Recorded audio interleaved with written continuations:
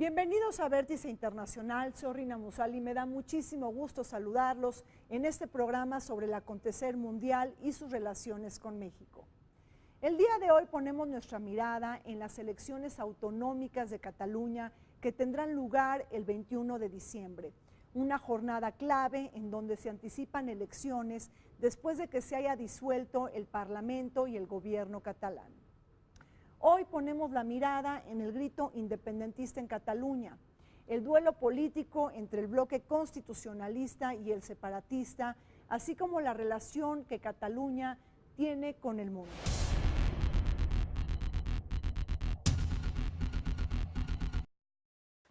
Sin la autorización del Tribunal Constitucional de España, la Generalidad de Cataluña convocó un referéndum de autodeterminación el 1 de octubre de 2017 con el apoyo de una amplia mayoría política y social de la comunidad más próspera de aquel país. En un acto de claro desafío al Ejecutivo y a los tribunales, cientos de colegios electorales se abrieron en toda Cataluña, mientras el gobierno español desplegó en Barcelona y otras ciudades principales a más de 14.000 efectivos de las fuerzas y cuerpos de seguridad del Estado. El 3 de octubre, a través de un mensaje grabado y emitido por televisión, el rey Felipe VI se dirigió a la nación ante lo que consideró una situación de extrema gravedad, reafirmando que es responsabilidad de los legítimos poderes del Estado asegurar el orden constitucional. A la semana siguiente, el 10 de octubre de 2017, el presidente de la Generalidad de Cataluña, Carles Puigdemont, proclamó y suspendió la República Catalana en una ambigua declaración política en el Parlamento de la Comunidad Autonómica. El gobierno español envió un requerimiento a Puigdemont para que aclarase sus dichos, pero tras rechazar responder con claridad en 2 ocasiones y ante medidas que serían propuestas al Senado, la declaración de independencia de Cataluña fue aprobada de manera expedita por el Parlamento catalán el 27 de octubre, con 70 votos secretos a favor, 10 en contra, 2 votos en blanco y 53 diputados ausentes que decidieron no participar debido a su carácter no constitucional y por atentar contra las leyes españolas como un acto de rebelión. Esa misma noche, el presidente del gobierno español, Mariano Rajoy, hizo facultad del artículo 155 constitucional de 1978 para destituir por completo al gobierno de la Generalidad, disolver el Parlamento de Cataluña y convocar elecciones autonómicas catalanas para el 21 de diciembre de 2017. A su vez, el Tribunal Constitucional de España suspendió la independencia de Cataluña, anulándola definitivamente el 8 de noviembre. La pugna entre el Estado y la nación es la ecuación que se tranza entre España y Cataluña. Es decir, este conjunto de regiones y de nacionalidades que batalla en contra de la centralización y la verticalidad del poder. Ha sido la reivindicación catalana basada en la historia, en la lengua, en la cultura, pero también en una identidad común que la diferencian del resto de España, la que ha puesto de manifiesto las enormes contradicciones entre el Estado español y su relación con las comunidades autónomas.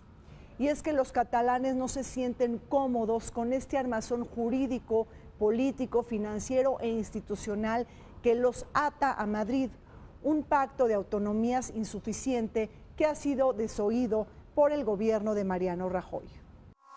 Aquí te quería yo preguntar si se cifran las diferencias entre Cataluña y España a través de las diferentes concepciones entre Estado y nación.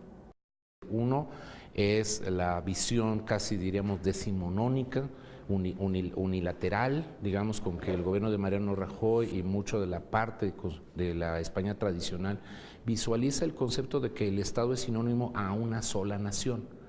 Y en ese aspecto, contra la estatalidad que hemos visto en el siglo XXI y sobre todo después de la caída del muro de Berlín, hoy tenemos que hablar de una estatalidad de soberanía compartida, no solamente en el plano externo, sino también incluso en el plano interno. Es decir, el Estado multinacional, el Estado multicultural, el Estado descentralizado, desconcentrado, que ya no solamente implicaría renovar la idea del federalismo, como la habíamos también concebido desde tiempo atrás, sino que ahora esta flexibilización implica incluso reconocer la posibilidad, como ocurre en el propio ámbito de la Unión Europea, la generación de marcos de libertad o marcos de espacios donde este concepto de autonomía que hasta ahorita, digamos, se reconoce formalmente desde la transición a la democracia en España y con la Constitución que le dio forma a esta institucionalidad en ese país, ahora lo que tendríamos que ver es que curiosamente España no entiende lo que para nosotros sería muy común hablar de pueblos originarios, de comunidades precedentes, de culturas, digamos, o identidades culturales que en un momento dado han prevalecido y se han mantenido incluso, aunque incorporadas dentro de esos arreglos institucionales, hoy están reclamando un espacio muy significativo. El problema se produce cuando, a partir de la crisis económica, las élites políticas catalanas se sienten fuertemente cuestionadas. La crisis fue no particularmente dura en Cataluña, pero sí en el conjunto de España. Fue una crisis dura con recortes de inversión pública, aumento del paro, etcétera, etcétera. Y entonces estas élites políticas del gobierno de Generalitat deciden apostar por un discurso que yo llamaría un discurso trumpiano por Donald Trump, que es decir, bueno, la culpa de nosotros estamos mal la tiene España. España nos roba. Ese es uno de los lemas fundamentales, ¿no? Lo mismo que Donald Trump dice, la culpa de que los norteamericanos no tengan trabajo la tienen los mexicanos. Entonces, la solución es construir un muro. Esto se basa en datos falsos, es decir, eso... Josep Borrell, un catalán, ha escrito un libro que yo le recomiendo a todos los que quieran entender un poco lo que pasa en Cataluña, que se titula Las cuentas y los cuentos de los nacionalistas, en los cuales demuestra que en realidad la aportación que recibe Cataluña del Estado español es mayor que la que le debía corresponder por su riqueza. Por lo tanto, digamos que no sería así, pero en todo caso su discurso se vuelve absolutamente insistente a partir de este elemento de España nos roba. En Cataluña sí había muchas demandas en términos sobre todo del uso del catalán. Es un pueblo muy orgulloso de su idioma y allí había diferencias respecto a cuánto se enseñaba en las escuelas, hasta dónde debía llegar el bilingüismo, etc. Y también había bastante disgusto con las atribuciones que tenían en materia fiscal. Y había una demanda constante de que pudieran manejar con mayor independencia su presupuesto. Esta era lo tradicional, la tradicional demanda catalana, si quiere. Más cuestiones históricas, pero no nos remontemos tanto. Había disgusto por la manera en que se manejaban los presupuestos y una demanda a mayor independencia y el tema del uso del catalán. Por una parte, lo desencadena el que empiezan a unirse dos partidos catalanes tradicionalmente antagónicos, uno que sería de derecha, otro izquierda, pero no creo que eso sea lo que haya tenido mayor importancia. Yo creo que lo que tuvo mayor importancia fue el rechazo del Estatuto Autonómico para Cataluña en el 2010 y que es ese tema. En Cataluña, la causa soberanista y secesionista ha obtenido un nuevo espacio en la política y en la sociedad. La radicalización del movimiento independentista ha crecido de manera sorprendente en la última década, hasta el grado de llevarlos a declarar unilateralmente la independencia y proclamar la República Catalana el pasado 27 de octubre, cuando 72 miembros de 135 del Parlamento votaron a favor. Un acto que Madrid pronto desconoció y que obedeció al referéndum independentista ejecutado el pasado 1 de octubre, cuya celebración fue anulada por el Tribunal Constitucional de España. Recordemos que esta consulta pública tuvo como resultado el 90% de los votos favorables hacia la independencia de Cataluña, con un 43% de participación de la población. Resultados que fueron altamente cuestionados por irregularidades y que no adquirieron validez ante los ojos de Madrid y de la Unión Europea. Estas elecciones plebiscitarias dan un resultado muy ambiguo porque los partidos partidarios de la independencia, valga la redundancia, obtienen menos votos que los no partidarios de la independencia, pero debido al mapa electoral catalán obtienen más diputados que los no partidarios de la independencia. Y a partir de ahí se embarcan en un proceso en el cual cuyo objetivo final es una declaración unilateral de independencia. Cuando digo unilateral quiero decir sin negociación y sin considerar que el resultado electoral no les ha dado la mayoría que ellos consideraban necesaria para declarar la independencia. De hecho, al día siguiente de la última elección autonómica, la CUP, uno de los grupos que forma parte del gobierno de la Generalitat, hace una declaración diciendo, bueno, no, con esto no se puede declarar la independencia. El balance del referéndum fue un referéndum absolutamente mal organizado, yo creo que sin ninguna validez real, porque no hubo un control de quién votó, todavía a día de hoy no sabemos cuántas personas han votado. Muy grosso modo decir, La Voz de Madrid, que yo la encontré, por ejemplo, particularmente desproporcionada en la manera en que reaccionó al referéndum del 1 de octubre. La forma en que actuaron me pareció eso, desproporcionada, fuera de lugar, y encontré de parte del Partido Popular una posición que era conocida. Ellos tienen una cierta visión de lo que debe desempeñar, si quiere, el concepto de nación dentro de España. Ellos insisten en ver España como una nación que tiene grupos, pero no naciones, y no van a reconocer a Cataluña como una nación. Ok, tendríamos que remontarnos a muchas discusiones para entender por qué esto marca tan seriamente el pensamiento, la manera de actuar del Partido Popular. Pero el PSOE sí me ha sorprendido un poco también, aunque lo considero que quizás ha sido inevitable, el que no haya encontrado una fórmula más conciliatoria.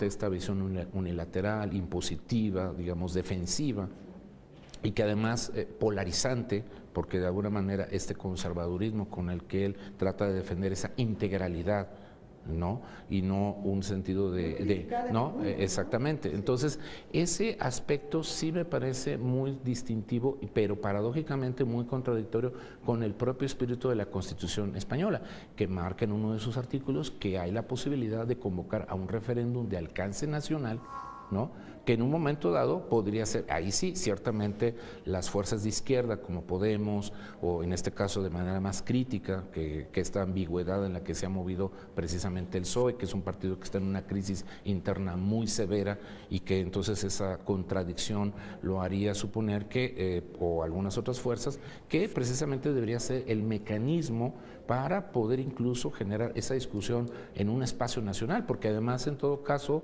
insisto, el temor está pensado en que es una amenaza para la desintegración, para la ruptura del Estado español, cuando quizá puede ser todo lo contrario, es decir, subirse a la ola, dar un salto de calidad, mejorar mucho de los arreglos institucionales de los cuales precisamente en tema fiscal, en tema de distribución de muchos elementos configurativos, ahora el pacto de las autonomías es total y absolutamente insuficiente.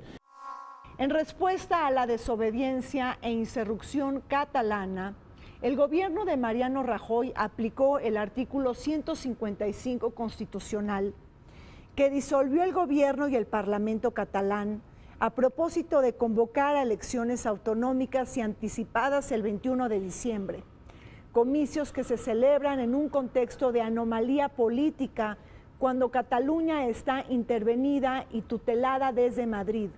Su presidente Carles Puigdemont, cesado y quien opera desde Bruselas, al tiempo de que su vicepresidente Oriol Junqueras fue enviado a prisión sin fianza.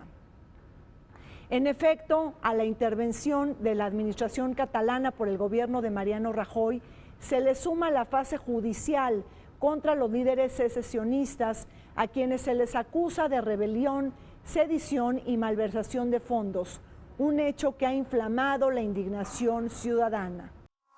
Precisamente la realización de la elección en octubre, tomando decisiones como muy así de provocación, incluso de manera posterior también cuando se atacaron los centros de votación o incluso se atacaron incluso tiendas de gente catalana, es decir, un poco en un proceso de demasiada derechización propio de esas experiencias que uno debería volver a pensar. Desde luego también la situación de que este proceso esté atacando la idea de que, bueno, el biculturalismo, que era una política también del otro lado, también un elemento de equilibrio para que precisamente ambas partes pudieran tener ese espacio de convivencia, me parece a mí que también ese otro aspecto es un factor que en la medida en que no se está garantizando y que además ahora, insisto, con esta toma de aplicación del artículo 155, digamos, de tomar de manera puntual todas las riendas del gobierno, disolver el Congreso, volver a generar esta elección, que desde luego creo que es mucho más plausible que simplemente haber hecho una simple ocupación del espacio catalán. Lo de la aplicación del artículo 155, el artículo 155 tampoco entiendo por qué se generó tanto escándalo con respecto a su utilización, porque es un artículo que está en la Constitución, es decir, o sea, es un artículo absolutamente legal. Y yo diría que también legítimo, aunque esto ya es un asunto de interpretación. Ahí a mí lo que me llama la atención en el asunto de la aplicación del 155 son dos cosas. Uno hubiera pensado, y si usted me hubiese entrevistado antes de que hubiese ocurrido esto, probablemente le hubiese dicho esto y me hubiese equivocado, que Rajoy iba a emplear el artículo 155 y iba a dejar unos meses para la convocatoria de elecciones. Lo que ha ocurrido ha sido justamente lo contrario, y yo creo que en una jugada muy inteligente por parte de Rajoy, que simplemente yo aplico el artículo 155 con el único objetivo de que haya elecciones en Cataluña y que surja un nuevo gobierno de las elecciones que se celebren. En los medios de comunicación y de parte de intelectuales muy valiosos y muy respetables, ha habido una tendencia a ver al independentismo catalán como una especie de enfermedad que se puede contagiar y que puede destruir no solamente situaciones internas en España, provocar graves problemas, sino también en toda Europa. Y en lo personal, yo encuentro que esto de situar el origen del mal en el grupo independentista catalán, pues deja de lado un necesario análisis y una necesaria mirada más cuidadosa de por qué surge eso que llamamos la maldad de los independentistas catalanes. Me estoy refiriendo a la manera en que se ha hablado de ellos, principalmente en los medios de comunicación. A mí me ha sorprendido y no me ha gustado la manera en que un periódico de tanta influencia en el mundo hispánico como es El País, porque es el periódico internacional de habla hispana, el que mayor influencia tiene, y ha tomado una posición tan parcial.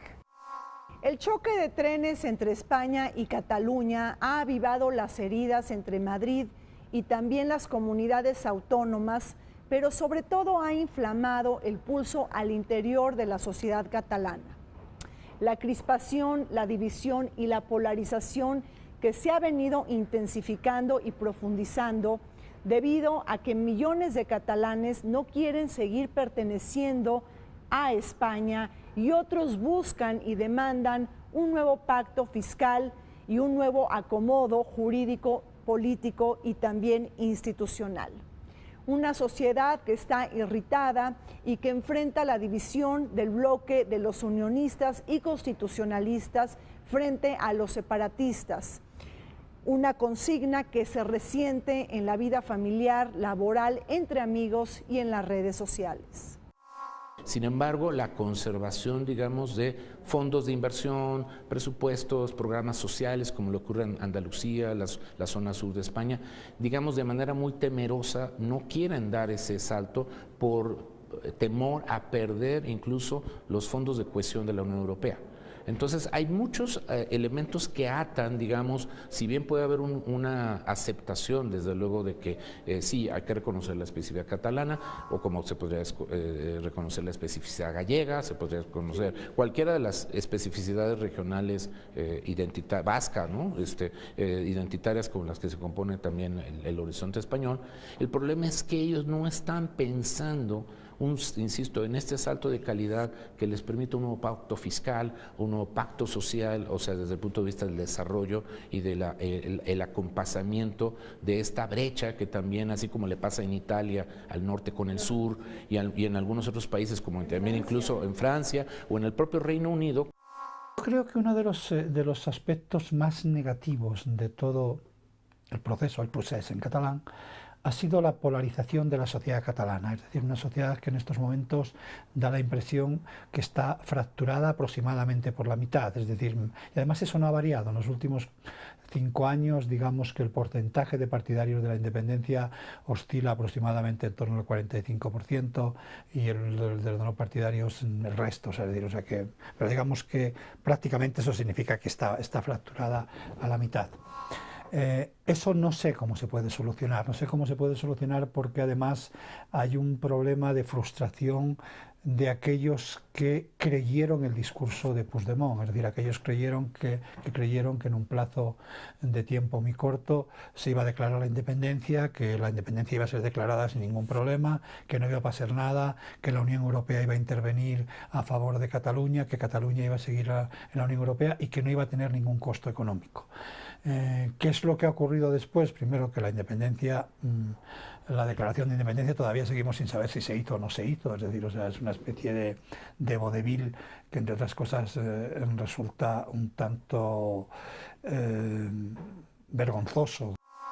Dentro de Cataluña hay los independentistas, pero ya hay también los antisecesionistas.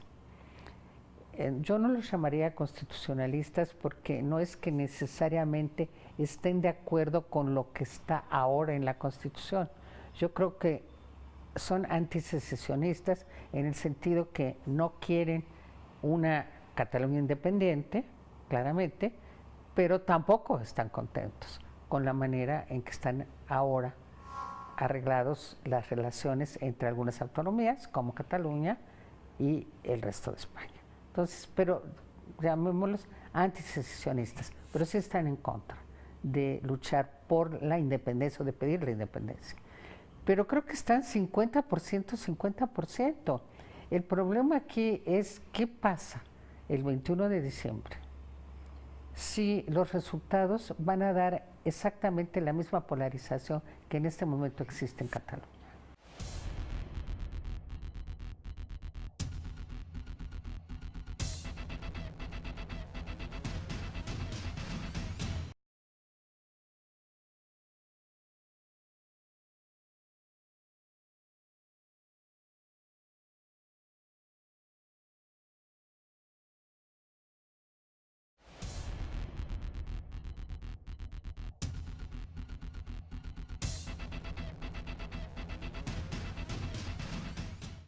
Las debilidades de la democracia española se han puesto de manifiesto entre la colisión de España con Cataluña, un sistema constitucional que ha entrado en crisis y que debe de poner por delante nuevas formas de entendimiento político, económico, jurídico y administrativo.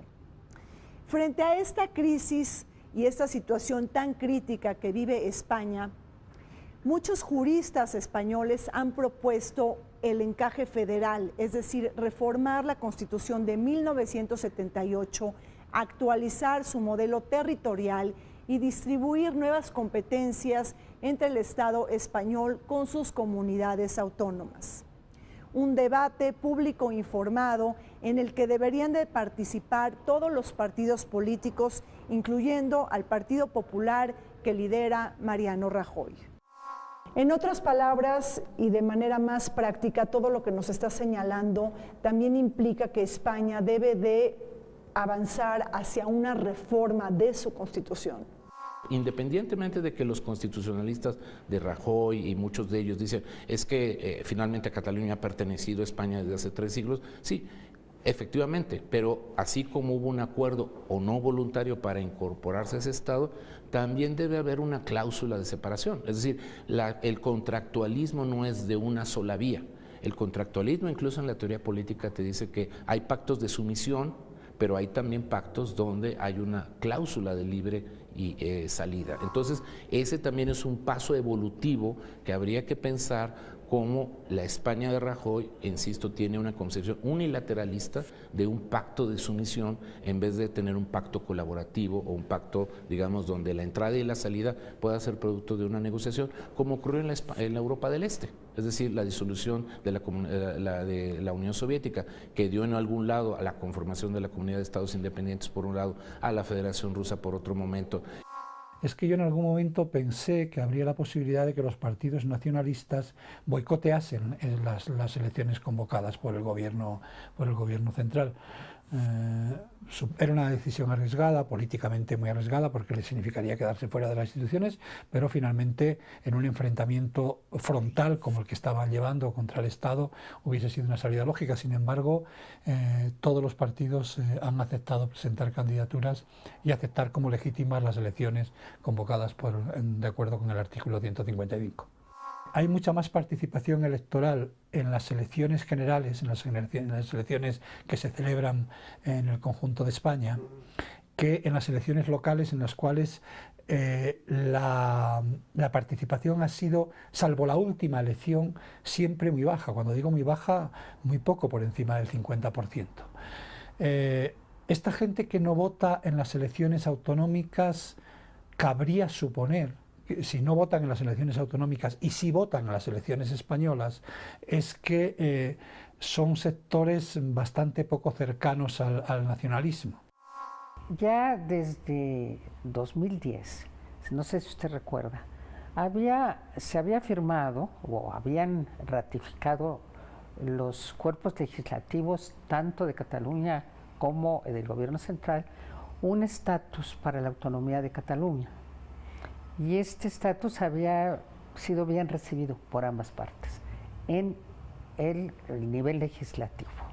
Sin embargo, hay partidos que se oponen, que lo ven como un estatuto que contiene cláusulas que no son aceptables, que no son constitucionales. Dentro de esos grupos, esos partidos que no lo aceptan, está el Partido Popular encabezado por Rajoy. Entonces Rajoy juega un papel muy visible, muy intenso, en tratar de que no entre en vigor ese estatuto para la autonomía catalana. Y finalmente esto se lleva al Tribunal Constitucional, y el Tribunal decide que algunas de las cláusulas del estatuto son anticonstitucionales y el estatuto no entra en vigor.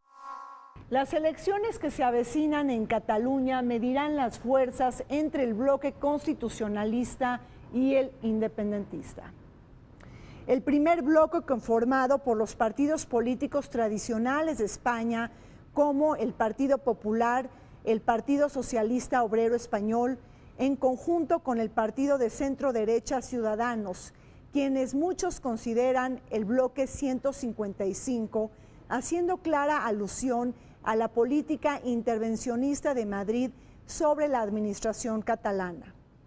Estas fuerzas unionistas se enfrentan a la agrupación de diversos partidos políticos soberanistas encabezados por el presidente Carles Puigdemont, quien lidera la coalición electoral de Juntos por el Sí, conformada por Convergencia Democrática de Cataluña, hoy PDeCAT, Esquerra Republicana, Demócratas de Cataluña, junto con otras organizaciones independentistas como Òmnium Cultural, que por cierto su presidente fue encarcelado el pasado 16 de octubre por cargos de sedición. En efecto, son los divisores al interior de la cuña independentista los que no permiten llegar con una sola lista de unidad a las elecciones del 21 de diciembre.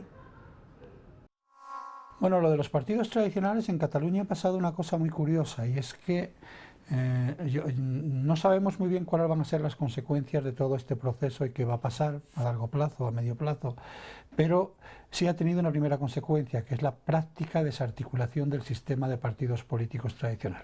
Es decir, por parte de los nacionalistas, Convergencia y Unió, que era el gran partido que ha gobernado durante 30 años en Cataluña, prácticamente en estos momentos está, bueno, no prácticamente, está desaparecido. El Partido Socialista, que era, digamos, el segundo partido sin ninguna duda, y desde luego en las zonas de las periferias urbanas, etcétera, el partido mayoritario, se ha convertido en un partido prácticamente residual. Y el único de los partidos tradicionales que ha crecido es Esquerra Republicana de Cataluña. Hay gente que no quiere revelar su preferencia por temor, por indecisión, algunos todavía no saben si van a ir a votar o no, pero es muy claro que dentro del padrón, digamos, que tenemos de 5 o 6 millones de electores, en el último referéndum de octubre votaron apenas 2 millones, o sea, una cantidad que tampoco, precisamente ese también es un argumento sobre el cual Rajoy sostiene mucho la falta de legitimidad y de legalidad del resultado, y que precisamente no les daba para poder hacer esa declaración unilateral de la independencia. Por muy mayoritario que haya sido eso, no era suficientemente razonable en relación con el padrón electoral total, ¿no? Aquí la verdad es que sí tendríamos que suponer que un resultado, cualesquiera que fuera la decisión de los propios votantes en el evento del 21 de diciembre, el elemento es que por lo menos necesitaríamos que votaran más del 50%, 60%, es decir, un nivel de participación extremadamente alto por un lado, y que además el ganador fuera un ganador categórico con 50+1, o sea, entonces es un escenario demasiado cuesta arriba, que eso sí opera a favor, a querer o no, a favor de los españolistas. Yo supongo y yo espero que el resto de la sociedad española, en su conjunto, los partidos, principalmente yo esperaría del Partido Socialista y de Podemos, una posición de entendimiento, de dejar de demonizar a los independentistas y de ver cuál es el arreglo intermedio, cuál sería el escenario B.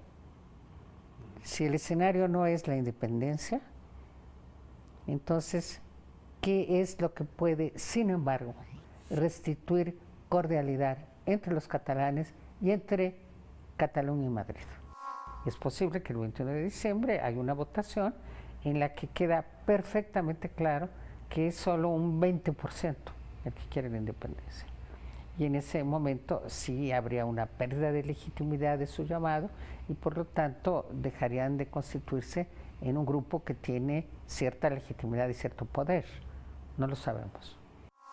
Con un empate técnico por delante y frente a una jornada electoral sumamente competitiva en Cataluña, que pretende retornar a la normalidad política y rescatar la convivencia social. Por cierto, un propósito incierto y que posiblemente será fallido ante el empantanamiento de las fuerzas políticas. La pregunta aquí es si se podrá formar gobierno en Cataluña. Las fuerzas políticas podrán coaligarse para obtener 68 asientos en aras de conquistar la mayoría absoluta de los 135 escaños en disputa. Aunque las encuestas difieren, muchas pronostican una alta participación política en Cataluña. Sin embargo, no queda claro si Ciudadanos o Esquerra Republicana serán los partidos más votados. Por otro lado, llama la atención el posicionamiento del partido de Ada Colau, quien ha descartado que los comunes se unan a la lista independentista, el partido bisagra que será determinante para evitar una mayoría separatista en el Parlamento catalán. Ahí queda qué significa la irrupción de estos dos partidos, y yo ahí distinguiría dos cosas. El caso de Ciudadanos, que es un partido nacido en Cataluña, Ciudadanos originalmente se llama Ciutadans, con un discurso fuertemente jacobino y antinacionalista, es decir, es un partido cuyo discurso fundamental es que la racionalidad del Estado está más allá de los derechos de las regiones, que los que tienen derechos son los individuos, no los territorios. Estoy simplificando, pero ese sería su discurso. Y el caso de Podemos en Cataluña es un caso ambiguo, porque el gran éxito de Podemos en Cataluña sería la alcaldía de Barcelona, pero la alcaldía de Barcelona está en manos de un grupo cercano a Podemos, que es el de Ada Colau, pero que no forma parte de Podemos, aunque en estas elecciones se van a presentar en Común Podem como un partido, como una alianza electoral, pero no son lo mismo, no son exactamente lo mismo. Esquerra se va a quedar con la mayor parte del voto, Esquerra Republicana de Cataluña se va a quedar con la mayor parte del voto nacionalista, y que el partido de Puigdemont y de Artur Mas va a tener un resultado prácticamente residual. Bueno, Ciudadanos también se ha colocado en la línea, digamos, integrista, ¿no? La única excepción notable es Podemos, que precisamente es quien aboga al instrumento que yo te mencionaba, al referéndum, llamar un referéndum a nivel nacional para precisamente hacer o utilizar ese mecanismo de consulta, decir, este es un asunto de toda España. No tiene no solamente algo de razón Podemos desde el punto de vista de decir, sí, bueno, es una parte de, digamos, de que si el resto del país tampoco quiere a alguien que digamos, a lo mejor te cae mal en una fiesta, o sea, tienes que preguntarle a la gente, oye, pues sí, independientemente de que ellos se quieran ir, probablemente a lo mejor también es bueno que ellos se vayan. Entonces también hay que preguntarle a la nación en su conjunto, oye, ¿realmente sí nos conviene que se vayan los catalanes o no? Es decir, creo que en un momento dado Podemos, lo que me parece a mí que es una posición interesante, es decir, independientemente de que seamos malos parientes, ¿no? Podemos, digamos, decir, bueno, realmente no hay forma de arreglarnos, es decir, podemos preguntarle a la población si realmente quiere conservar a Cataluña, si no, efectivamente, ¿para qué estamos peleándonos con algo y con alguien que realmente él tampoco quiere estar con nosotros? Entonces mejor hagamos una separación explícita. Dentro de la complicada agenda española hay un ingrediente que está preocupando de sobremanera al establishment español, pero también al de la Unión Europea. Una posible intervención de Rusia en el pasado referéndum independentista del pasado 1 de octubre y al que se le suman las jornadas electorales de Alemania, Países Bajos, el proceso del Brexit, pero también los comicios en Estados Unidos. Y es que la ciberguerra del Kremlin, ya en la mira de la OTAN, tiene como propósito desestabilizar a los países de la Unión Europea y balcanizar sus posicionamientos. Pues hay que recordar que una Unión Europea en permanente crisis y debilitada abona y contribuye a los intereses geopolíticos y estratégicos de Rusia y de Vladimir Putin. Por cierto, el presidente de Rusia, que ya anunció que se reelegirá el próximo marzo del 2018 cuando se celebren elecciones, y quien pretende gobernar a Rusia por una 4ª ocasión. Habría que intentar ver qué pensaron, si realmente creían lo que decían los partidos nacionalistas catalanes o simplemente era una forma de propaganda electoral. En todo caso, digamos que de acuerdo con la legislación de la Unión Europea, Cataluña, la población de Cataluña, porque Cataluña, lo mismo que España, no es nada, la población de Cataluña es una población profundamente europeísta. Lo que parecía claro a todo el mundo desde el principio, porque eso es un problema jurídico, o sea, no está en los tratados de la Unión Europea, es que si el gobierno, si la Generalitat de Cataluña declaraba de forma unilateral de la independencia, se iba a quedar fuera de la Unión Europea, Frente a esto, el discurso de los nacionalistas hasta el último momento fue que esto no iba a ser así, que Cataluña iba a seguir dentro de la Unión Europea, primer argumento. Y segundo argumento, intentar que la Unión Europea se involucrase a favor del referéndum catalán. Yo por eso decía antes que no sé si mintieron descaradamente a la población catalana o realmente ellos se lo llegaron a creer. En todo caso, si se lo llegaron a creer, son de una ingenuidad absoluta. Hay muchos puestos públicos en Cataluña que van a desempeñar un papel en las elecciones y que tienen una posición parcial.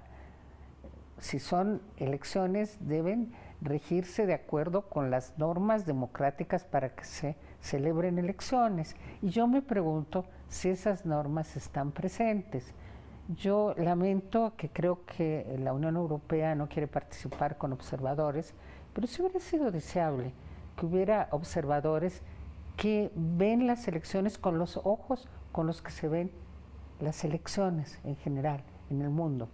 deben tener ciertas características, deben celebrarse bajo ciertas condiciones, y yo no estoy segura de que tales condiciones vayan a estar presentes el 21 de diciembre. Pero independientemente de eso, se van a celebrar, salen los resultados, ¿y qué pasa? Si, por decir algo, hay un 5% que está a favor del independentismo, un 5% más, es decir, 55% está a favor del independentismo. ¿Qué pasa? Van a seguir siendo los demonios que quieren llevar el mal, no solo a España, sino a toda Europa.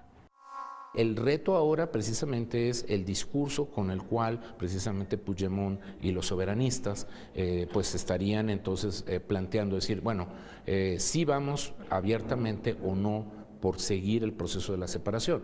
Puigdemont y algunos otros vuelven a tomar una cauce mucho más moderado, eso vuelve a romper un poco la unidad que más o menos habían logrado con algunos de los grupos más radicales.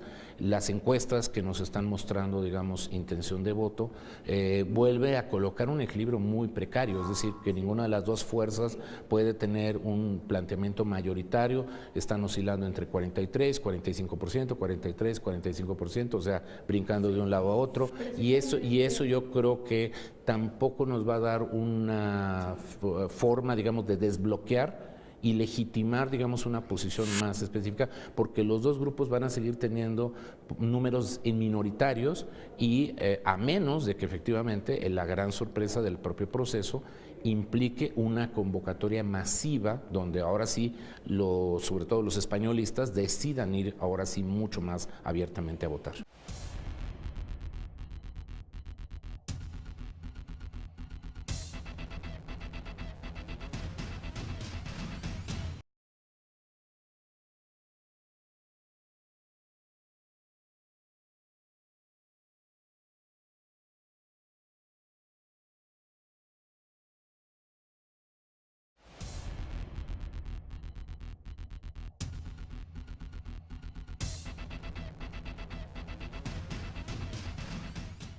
Europa vive un momento convulso, los nacionalismos que están poniendo en entredicho el experimento geopolítico y supranacional más exitoso del siglo XX. Las fuerzas disgregadoras de la Unión Europea que se están aglutinando en diversos populismos que de alguna manera buscan desfundar los pilares integracionistas de la Europa comunitaria, cerrar fronteras, construir muros y sobre todo practicar soberanías individualistas.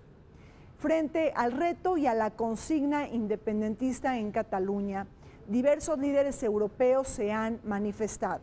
Ahí tenemos las declaraciones de Jean-Claude Juncker y también Donald Tusk, quienes han tomado posiciones inflexibles y partidarias de defender el régimen constitucionalista de España y del gobierno de Mariano Rajoy. Ello con el propósito principal de no conceder mayores fracturas y riesgos. Se trata de pedirle a Rajoy que sea un mejor político para tratar con un problema de ese tamaño y de esa naturaleza. Claro que eso sería una especie de intervencionismo, no, pero eso es lo que está de por medio. Lo que está de por medio es la habilidad, lo que está de por medio es la capacidad de gobernar cuando tengo enfrente un problema de esa naturaleza. Y esa capacidad se demuestra negociando y conciliando, no demonizando al opositor. Para darnos una idea de que en el propio contexto europeo habría suficientes elementos de flexibilidad y de construcción de acuerdos políticos que el propio Rajoy podría llevar a cabo y no bajo esta idea punitiva, digamos, persecutoria, y en cambio también permitir bajarle, digamos, a algunos elementos también contenciosos a la propia parte catalana, o sea, que incluso el propio Puigdemont dice, bueno, pues sí, puedo intentar bajar un poco este asunto, acá cambio, desde luego, quizá de evitar que se le siga el procesamiento judicial que ahorita está en manos del Tribunal Superior de Justicia español, pero buscar ese punto de convergencia, pero volver a colocar quizá lo que realmente fue el origen del conflicto, que es un problema de fiscalidad, de redistribución, de tratamientos, de competencias y de asimetrías que precisamente Cataluña asume que es tratada de manera dispar como respecto al resto, digamos, de la conformación del Estado Nacional. En estos momentos de crisis institucional en la Unión Europea, lo menos que necesita la Unión Europea es un proceso de disgregación territorial de cualquiera de los países que forman parte de la Unión Europea. Es decir, la Unión Europea va a apostar siempre por el mantenimiento de los estados actualmente existentes. Esto se vio de forma muy clara hasta el final, en el cual la Unión Europea hizo una declaración explícita que desde luego su referente en España era Rajoy, era el Estado español, o sea que no tenían nada que hablar. Ahora, a mí me sigue quedando la duda si esto fue una mentira o realmente se lo creyeron. Si fue lo primero, la verdad es que en política a los políticos se les debe pedir que sean honrados y que digan realmente lo que va a ocurrir, y si fue lo segundo, me parece de una estupidez absoluta. La comunidad internacional ha atestiguado la radicalización del movimiento separatista catalán, pero no se ha atrevido a reconocer a Cataluña como un Estado independiente.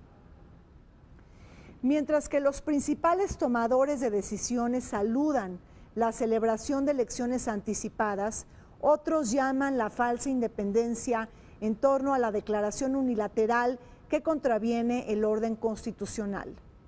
Al tiempo de que Bruselas pide que la unidad de España sea protegida, la dama de hierro alemana, Angela Merkel, expresa su apoyo sin vacilaciones y titubeos al gobierno de Madrid, argumentando la inviolabilidad de la integridad territorial y soberanía, y sobre todo haciendo un llamado al diálogo y a la reducción de esta escalada confrontacionista.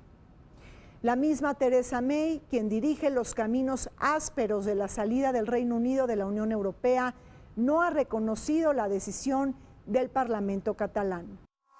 Víctor, ¿pertenecer a la Unión Europea es un incentivo o una carga para los catalanes? El problema es que si tú te sales de un Estado miembro, por un lado, que es la misma situación que pasa con el Brexit, o sea, podemos ir como un poco viendo la película adelantada, viendo cómo le ha pasado eso a Inglaterra, es decir, uno que sí ya logró salir, pero que está teniendo que negociar el divorcio en el mejor de los términos, cortando, remodelando, digamos, qué es lo que entonces eran todos los marcos de interacción con los 27 países que se quedan de este lado. La fragmentación de Cataluña sería solamente la fragmentación, primero, de separarse de un Estado miembro, y por lo tanto, si el resto de los países de la propia Unión lo reconocen a en su nuevo carácter. No lo pueden reconocer porque precisamente tienen que pasar por todo el proceso que precisamente requiere un estudio, digamos, como ahorita por ejemplo tenemos 2 o 3 estados aspirantes que están haciendo cola, ¿no?, para poder entrar a la Unión, y eso implica hacer todo un estudio sobre fiscalidad, sobre seguridad, sobre cuestión de fronteras, o sea, tienen que hacer como un cuaderno de cargos, ¿no?, o sea, un checklist.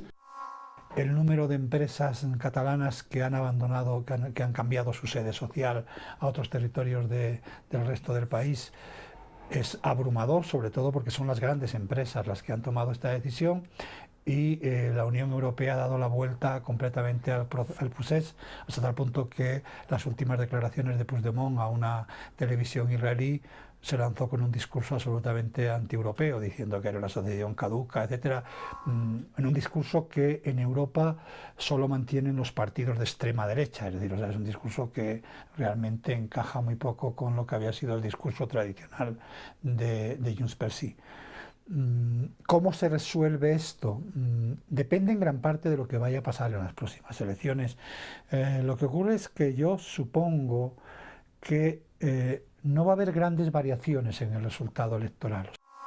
La desafección de Cataluña hacia Madrid tampoco ha sido empoderada ni avalada por la ola populista y la furia nativista de Donald Trump en Estados Unidos. En su primera reunión bilateral, Donald Trump le compartió a su par Mariano Rajoy su visión escéptica de la vía separatista y la necesidad de convocar al diálogo para llegar a una solución de manera pacífica. En las Américas, Canadá, al igual que México, Colombia, Brasil, Argentina y Uruguay, entre otros países, han mostrado un franco rechazo a la declaración unilateral de independencia de Cataluña, haciendo un llamado para restablecer la legalidad y convivencia social. Estos países que se han cuidado de respetar el principio de no intervención y la solución pacífica de las controversias como ejes que guían la política exterior de muchos países de América Latina. Pues evidentemente el gobierno mexicano optó por una posición centrada por el principio de libre autodeterminación, pero no en la lógica de pensar la libre autodeterminación de Cataluña, sino no me meto en un tema donde no puedo opinar y donde efectivamente es un asunto interno que está centrado en estas partes. Entonces, ha habido una lectura dual, o sea, algunos piensan que fue muy desafortunado que México no pensara en el derecho de autodeterminación con este sentido de progresividad, mientras que otros han pensado, es el principio de libre autodeterminación porque precisamente es un conflicto interno, es decir, dos partes que siguen formando parte de un Estado, que tienen que ver como si se disuelven o no se disuelven, y ya una vez trazado ese último resultado, pues ya veremos si efectivamente da o no lugar a reconocer a este nuevo país, pero debe ser producto de una consecuencia lógica de un proceso de derecho internacional, no producto, digamos, de otra naturaleza.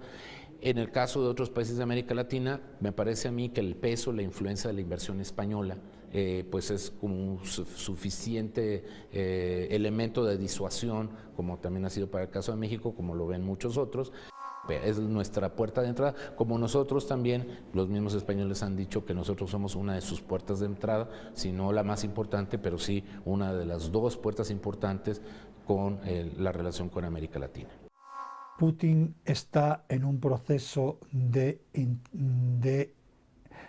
imperialización de Rusia nuevamente, es decir, después de la crisis de la Unión Soviética, y por lo tanto con una clara voluntad de debilitar a aquellos que considera sus enemigos, y sus enemigos fundamentalmente tienen dos nombres, uno es Estados Unidos y otro es la Unión Europea, por lo tanto que el gobierno ruso de una forma o de otra esté intentando favorecer un proceso secesionista catalán, entra dentro de la lógica. No digo que sea, pero entra dentro de la lógica. Si tenemos más información en el caso de Estados Unidos, parece que la injerencia ha sido clara. Lo que pasa es que el caso de Estados Unidos es casi como una película de espionaje, ¿no? Es decir, como una película de espionaje. Es decir, al final uno llegaría a la impresión de que es que Rusia ha logrado colocar a su agente secreto en la Casa Blanca, ¿no? Y entonces esto sería un asunto que bueno, para estudiarlo con detalle, ¿no?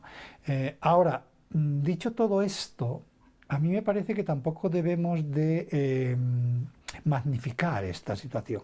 No debemos magnificar esta situación porque finalmente el hecho de que una Rusia que intenta por todos los medios ocupar un lugar en el escenario internacional, y lo está consiguiendo, intente inmiscuirse en los asuntos internos de otros países y intente obtener beneficios de ellos, es lo que cabe esperar. O sea, yo creo que ahí el problema, lo que habría que preguntarse es qué hacen los servicios de inteligencia de la Unión Europea y qué hacen los servicios de inteligencia de Estados Unidos para permitirlo. México aboga por la unidad de España y por una solución pacífica a esta controversia que tiene con Cataluña. Y es que no podía ser de otra manera porque España y México son dos países amigos entrañables que tienen ostentada una relación bilateral rica, multivariada y multidimensional que se puede tocar por el diálogo político, la cooperación, así como relaciones económicas y comerciales sumamente dinámicas y activas. Recordemos que España es el segundo inversor en México después de Estados Unidos y que tiene establecido alrededor de 5,000 empresas en el sector de la industria manufacturera y de los servicios financieros. Frente a este posicionamiento de México y de muchos otros países de América Latina que han armonizado su política exterior frente a lo que sucede en Cataluña. En contraste, podemos ver los posicionamientos y las declaraciones que se distancian de Nicolás Maduro frente a lo que pasa, por ejemplo, en América Latina. El chavismo, que ha señalado que se solidariza con lo sucedido en Cataluña, pero sobre todo quien exhorta al gobierno de Mariano Rajoy a liberar a los presos políticos. Un disparate de Nicolás Maduro cuando desoye lo que está pasando en su propio país.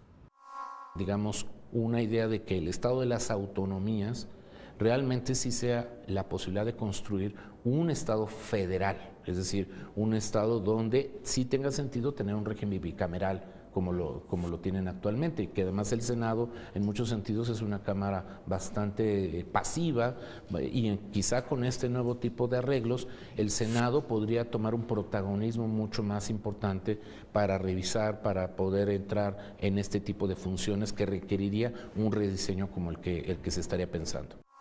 Ante un problema que lo encuentro muy interesante, que encuentro que sí es un peligro para la democracia española en su conjunto, no nada más para Cataluña, Madrid, sino todo el sistema político español, el que tiene que encontrar una solución a esto que le permita que no se entre a un proceso de descomposición progresiva. Con una independencia de Cataluña pierden todos, o sea, pierden los catalanes y pierde el resto de España.